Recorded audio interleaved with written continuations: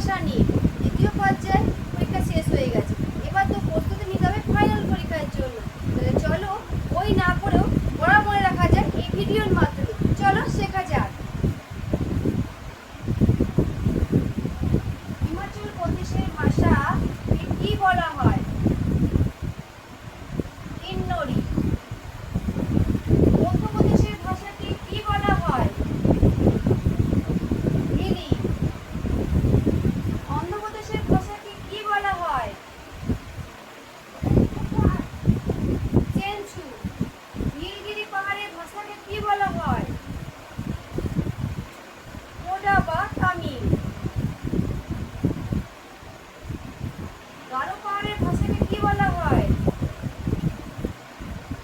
গারো। ঝাড়খণ্ড ও উড়িষ্যার ভাষা কি বলা হয়?